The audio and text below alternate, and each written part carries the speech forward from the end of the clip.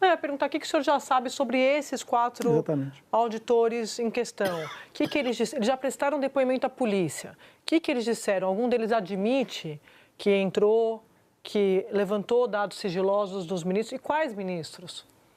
Então, vamos lá. Dos 4, um é auditor fiscal. E é sobre ele que eu posso falar. Os outros Tá, 3 então têm sobre outros ele. cargos, que assim, vale a pena também tentar entender o que aconteceu, porque veja, esses outros cargos, eles têm acessos muito mais simples em termos de informação, né? Esse que está mais, eu tenho acompanhado pela imprensa, que é do Rio de Janeiro, que é uma pessoa do SERPRO, que trabalha no atendimento, certo?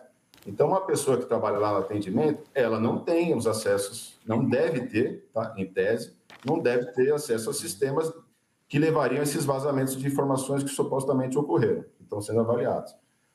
Lembra que lá em 2010 aconteceu com a filha do José Serra. Era também um funcionário do SERPRO que estava lá imprimindo declaração de imposto de renda. Eu quero crer que não é possível que depois de 16 anos a administração da Receita vai passar por um vexame de ter uma repetição disso. Eu quero crer que não tenha acontecido isso, porque hoje a Receita tem controles. Quando aparece e alguém vai acessar uma pessoa politicamente exposta, e aí sim, André, tem uma diferença que para nós é um pouco estranha, mas todo contribuinte tem direito ao seu sigilo fiscal, não só as autoridades. Mas a Receita tem um sistema em que determinados CPFs, se acessados, aparece um aviso para quem está acessando, é enviada uma mensagem para o chefe dele, e depende do caso, pode ser enviada uma mensagem para os órgãos centrais. Tá? Vamos dizer assim, olhando com bons olhos, não é para proteger essas pessoas, é para proteger o próprio órgão de escândalos. Mas o que esse auditor falou, que o senhor falou?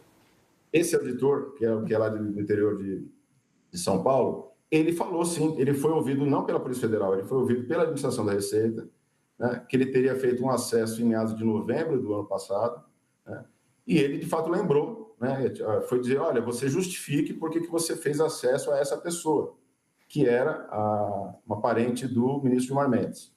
E aí ele lembrou disso e fez a explicação.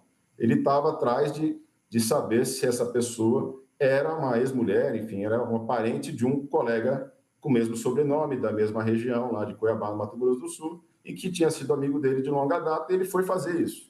Quer dizer, pode fazer? Não pode. Então ele confirmou, o auditor confirmou que acessou dados sigilosos da ex-mulher do ministro Gilmar Mendes, parente do ministro Gilmar. Acho que de uma enteada, né? Uma enteada. Isso. Uma enteada. Agora, veja, o que é acessar os dados? A Receita sabe exatamente o que eu olhei, que tela que eu olhei, se é só aquela telinha inicial que vem o CPF, endereço, data de aniversário, nome da mãe, sabe se eu avancei, se eu olhei, se eu entrei na declaração de imposto de renda ou não, se eu imprimi, se eu dei um print de Mas o tela. que ele acessou, então? Foram dados do imposto de renda dela? O que ele acessou? Não acessou. Ele estava atrás de saber se era a ex-esposa, ou seja, só ficou naquela telinha inicial de vínculo de parente. Entendeu? E isso, André, é de uma declaração de 2008. Ou seja, quem é que vai querer pegar dados de alguém de 2008 para vazar hoje? E outra pergunta, há vazamentos dessa pessoa, supostamente? Não. Ou seja, não tem absolutamente nada a ver com os fatos que estariam sendo investigados. A razão de ser desse movimento todo, o que foram? As informações que a imprensa trouxe. O contrato de 129 milhões. Aí eu pergunto para vocês, desde quando a Receita ia arquivar esse documento, esse contrato? Aí as empresas entregam para a Receita um contrato, quando fazem um contrato de advocacia com o seu cliente? Não. Isso não é um documento que estaria com a Receita. Então, não é da Receita que vazou esse documento. Esse documento pode ter vazado de inúmeros lugares. Do contador, do outro advogado, do gerente do banco, do celular do workário que foi apreendido. Pode ter vazado. Da Receita, esse documento não vazou. Porque a Receita não tem essa informação. Outra coisa, o Lauro Jardim também deu, que a avaliação patrimonial foi de tanto para tanto, né? Da esposa do ministro Alexandre. Bom, esse dado a Receita podia ter pego, hein? Se ele por acaso achou que bateu ali no centavo, ele falou, opa, alguém da Receita passou essa informação. Porque alguém da Receita com acesso à declaração do imposto de renda da esposa do ministro Alexandre teria esse acesso. Então, é legítimo que ele pergunte para a Receita, como cidadão, não usando o inquérito das fake news e atropelando o devido processo. Ele pergunta, olha, estou achando estranho que uma informação da esposa, ela mesma podia perguntar, E aí alguém ia verificar se alguém da Receita abriu a declaração de imposto de renda dela. Isso é muito diferente de mandar mais de 100 pessoas para fazer uma apuração aberta. A chance de falso positivo é enorme. Entendeu? Alguém pode ter acessado. Eu lembro na situação quando o senador Flávio Bolsonaro ficou acusando a Receita de ter escarafunchado, bisbilhotado a vida dele. Vocês lembram disso? A Receita fez lá um levantamento e retornou para ele dizendo, ó, não identificamos nenhum vazamento. Isso significa que ninguém tinha acessado o CPF? Ela tinha acessado, mas eram acessos que não tinham levado a nenhum vazamento. Tem gente que entra no CPF porque é fã da pessoa, quer saber o dia do aniversário, quer mandar uma carta. Volto a dizer, ninguém pode bisbilhotar por motivo fútil nenhum. Não, mas isso é um erro que merece a penalidade prevista de advertência.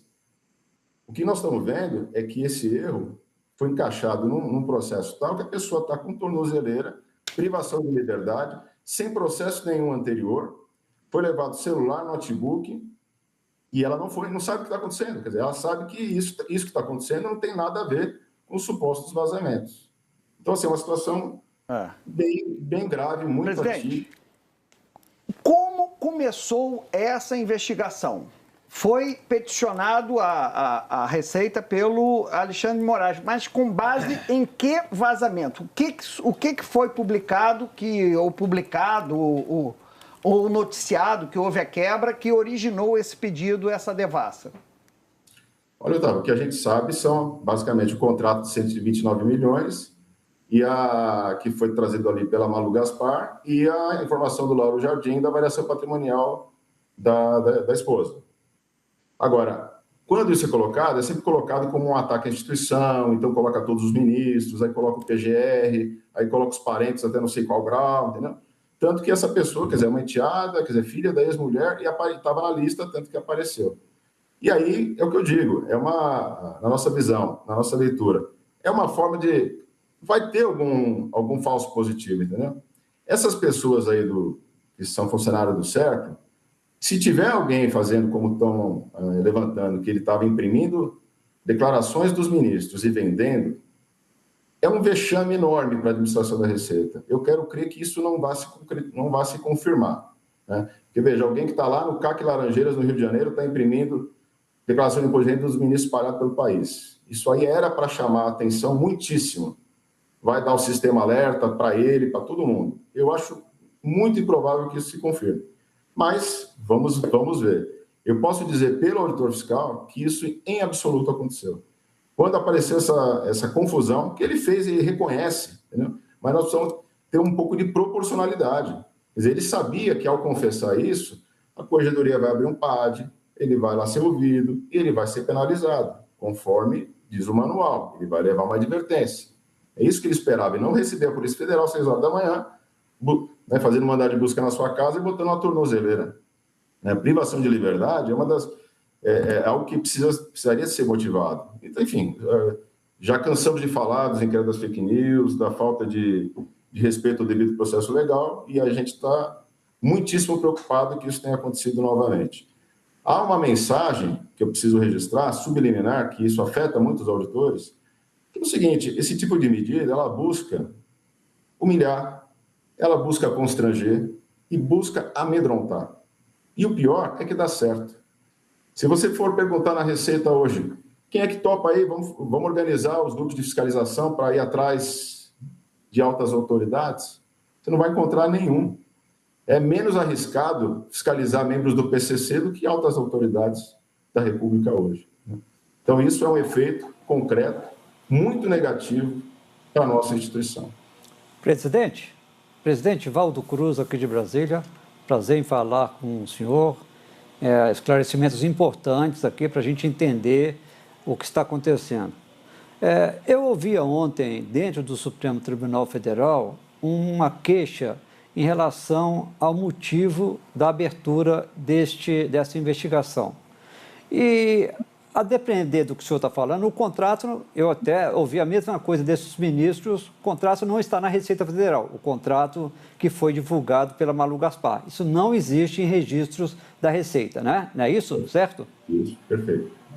Agora, a atualização, ou seja, a evolução patrimonial da Viviane, a mulher do Alexandre, aí esse dado consta dos dados da Receita, né?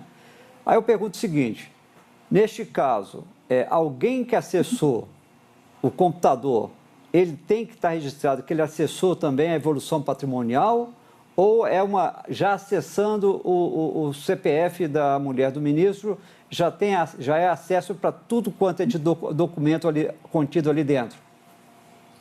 É assim, Valdo, os acessos à Receita eles são super controlados, restritos, tem camadas de permissão. Então, o cargo de auditor pode uma série de sistemas, o cargo de analista pode menos, o cargo de técnico menos, funcionário do SERPRE atendimento, enfim. Então, há todo um regramento para isso.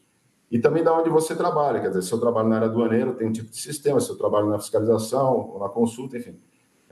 Os sistemas são todos bem manualizados e controlados. Para a gente que trabalha é até chato para chuchu, para você lidar com esses sistemas e acessos. É muito restritivo, né? Por isso que eu estranho que alguém lá no atendimento de Laranjeiras tenha feito essa devassa aí nos ministros. Mas, assim, os logs de registro de acesso ao sistema da Receita, eles conseguem responder tudo. Se eu apenas entrei no CPF de determinada pessoa, se eu entrei lá, apareceu só a frente dela, se eu entrei na declaração de imposto de renda, se eu imprimi, que tela que eu olhei, se eu fui ver os dependentes, que médico que ele usa, a escola dos filhos, enfim, dá para saber com detalhe tudo que a pessoa fez. Por isso que, assim, me preocupa que a Receita tenha, em tão pouco tempo, ao invés de apurar isso, porque a Receita, na nota que ela soltou, ela falou preliminarmente, ou seja, preliminarmente é sem conclusão. E preliminarmente, sem conclusão, o auditor fiscal está com uma tornozeleira eletrônica na perna, né? Então, assim, me preocupa que a Receita tenha entregue essas cabeças aí ao PGR e ao STF, sem primeiro fazer todas essas apurações para saber se tem algum... Afinal, alguém olhou o DPF da Viviane Barsi? Se olhou, quem é? Isso dá para ver claramente. Agora, a pessoa pode ter acessado o CPF de um parente de terceiro grau de sei lá quem que não está na história. E essa pessoa pode ser um dos 4. A gente não tem informação. E esse é outro problema. Assim como aconteceu em 2019, a tendência é escorrer em sigilo. E ninguém vai ficar sabendo, nem a imprensa. Por isso que eu peço à imprensa que tente acompanhar o mais de perto isso, né, para que haja as apurações e os inocentes sejam liberados e os culpados sejam punidos conforme, proporcionalmente ao mal que fizeram. Muito interessante essa explicação toda que o senhor dá, e a gente estava aqui tentando entender, porque quando o senhor diz que, por exemplo, esse servidor de Laranjeiras, né, que não deveria ter acesso, porque, pelo que a gente entende, ele trabalhava num setor que... atendimento. No atendimento, ele não teria acesso a esses dados sigilosos. Aí o senhor falou, é uma vergonha para a Receita quando essa falha acontece. Se de fato aconteceu. No atendimento, para você ter uma ideia, no atendimento, a pessoa pode ir lá, eu vou lá pessoalmente no atendimento, falo, estou com dificuldade no meu computador, eu queria uma cópia da minha declaração de imposto de renda. Eu posso ir lá pessoalmente fazer isso. Certo? Aí ele vai me dar... Aí eu vou receber um e-mail, eu mesmo vou receber um e-mail informando que eu estive lá. Ou seja, existem maneiras para que nenhum contribuinte tenha a sua informação fiscal devassada. Mas no caso das pessoas politicamente expostas, as autoridades, ministros do STF, é muito mais que isso. A hora que ele fosse entrar, aparece um alerta, aparece um pop-up assim na tela, ele tem que justificar, dizer qual é o procedimento que ele está trabalhando, aparece uma mensagem para o chefe dele. Enfim, eu acho muito estranho que alguém tenha conseguido imprimir declarações de imposto de renda dos ministros e não tenha alertado ninguém. Mas, então, é esse ponto que eu queria pegar. O senhor disse, aí o senhor cita o Barreirinhas. Se isso aconteceu, a cúpula foi avisada, certo? Deveria ter sido avisado. O senhor falou, ele entregou aos servidores. Mas ele não pode ter sido avisado disso que o senhor está falando? Aí eu não sei dizer. Eu quero crer que não. Eu quero crer que essas coisas não vão se confirmar. Vamos aguardar, porque em 2019 foi bem isso. O ministro Alexandre falava como se fosse tudo fato. Crimes gravíssimos, vazamentos criminosos, escreveu isso aí nas decisões. 2 meses depois, os auditores estavam todos reintegrados, porque não havia nada daquilo. Eles Então, foram acusados do que na época? O senhor pode explicar para o assinante, para relembrar? Eles foram acusados de terem vazado informações do ministro Gilmar Mendes, né, na época. E aí a revista Veja deu isso, o ministro Gilmar ficou muito ofendido, e aí, enfim, aí o inquérito das fake news ainda era recente na época. Havia, de fato, uma fiscalização. Veja, ali foi uma situação um pouquinho diferente, com semelhanças e distinções. Havia ali uma fiscalização da Receita sobre 133 pessoas, dentre elas ministros e familiares, e houve ali também a intenção de aproveitar esse pseudo-vazamento para suspender tudo. Tá? Os auditores foram reintegrados 2 meses depois, mas as fiscalizações nunca mais aconteceram. Né? E o efeito disso, concreto, é que na Receita ninguém vai ter coragem de mexer com isso, né? Porque é muito arriscado, como eu disse. Vamos investigar, vamos fiscalizar o PCC, é menos arriscado, né? Porque a mensagem é essa. Não fuça nisso aí que vai ter pancada.